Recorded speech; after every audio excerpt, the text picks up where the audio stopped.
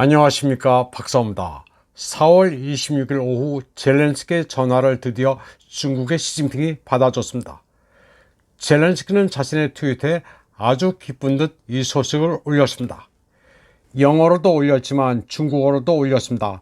그는 자신이 중국의 시진핑 주석과 한 차례 장시간에 걸쳐 충실한 전화소통을 했다고 말했습니다. 그러면서 이번 통화 그리고 중국에 보낼 대사를 임명하게 되면 양국 관계 발전을 힘있게 추동하게 될 것이라고 말했습니다.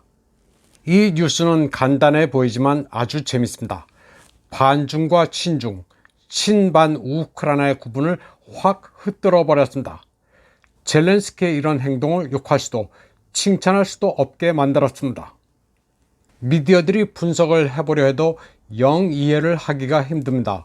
사우디아라비아와 이란의 화해를 이끌어낸 중국이 이번에 다시 크게 한 건 하는 것인지 좀 두고 봐야 하지만 일단 젤렌스키가 제풀을 꺾여 시진핑에게 전화를 받아달라고 간청하다가 뜻대로 된 게 팩트입니다. 중국 당국은 이를 두고 책임있는 대국의 역할을 해냈다는 입장입니다. 현재 협상을 통한 우크라이나 사태 해결이 국제사회의 최대 난제인데 향후 어떻게 진전이 되든 물꼬는 텄다는 것입니다. 중국 관영 매체들은 중국의 일관된 입장이 추엔허 추탄, 화해와 대화를 권하는 것이라면서 거안 관호, 강 건너 불구경도, 공호 자오요, 불에 기름을 붓지도 않을 것이며 천지 몰리 그 기회를 틈타 이익도 추구하지 않는다고 말했습니다. 또 중국의 입장은 정대광명하다면서 대화와談판이 유일한 출구라고 했습니다. 추엔허 추탄으로 하루바삐 정전을 이끌어내는 게 목표라고 거듭 말했습니다. 중국은 그러면서 유라시아 대표를 선임해 우크라이나 등을 방문하도록 할 것이라고 밝혔습니다. 다시 말해 우크라이나 외에 다른 나라도 방문하도록 한다는 것입니다. 젤렌스키는 시진핑에게 국가주석 연임을 축하한다면서 중국이 비범한 성취를 거뒀다고 칭송했습니다.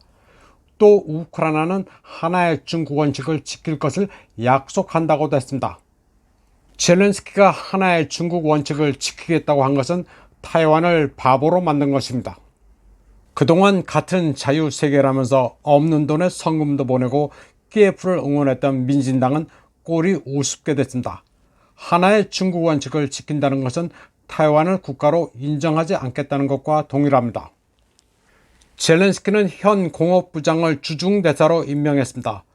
주중 우크라이나 대사직은 1년 넘게 공석이었습니다. 젤렌스키 측은 우크라이나와 중국의 평화계획에서 공통점을 찾았다고 말했습니다. 그런데 그 공통점이 뭔지는 말하지 않았습니다. 러시아 측은 일단 중국의 협상 노력을 조심스럽게 중립적으로 평가했습니다. 평화를 가져오는 데 있어 좋은 계획이 없어서가 아니라 워싱턴이 이를 방해해왔기 때문에 곤란을 겪었다는 입장입니다. 주로 중국 대사 짱한호이는 평화를 위해서는 일단 교전을 중지하고 무기 공급도 중단해야 한다고 말했습니다. 그런데 재미있는 것은 여기에 프랑스의 마크롱도 숟가락을 올리려 하고 있습니다. 마크롱은 중국과 제휴해 평화를 위한 정상회담을 추진하겠다고 밝히고 있습니다. 익명을 요구한 프랑스의 한 고위 관리는 올여름쯤 뭔가 협상에 진척이 있을 것으로 본다고 말했습니다.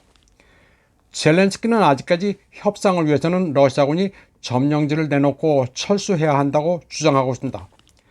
자존심 때문인지는 몰라도 지금까지는 그렇습니다. 그런데 또 하나 재밌는 대목은 미국도 중국과 통화조차 제대로 하지 못하고 있는 와중에 젤렌스키가 시진핑과 전화통화를 했다는 점입니다. 지금 중국은 미국의 전화통화도 사실상 거부하고 있는 상태입니다. 당장 미 국방부장 로이드 오스틴도 중국 국방부장 리상푸와 통화조차 되지 않습니다. 몇 년 전 러시아 무기를 도입한 중국 측 책임자라는 이유로 제재 명단에 올려놓고 해제하지 않고 있기 때문입니다. 지금 미 국무부가 하는 짓을 보면 아마추어 정도가 아니라 바보입니다. 이번 방송은 여기까지 하겠습니다. 시청해주신 여러분 감사합니다.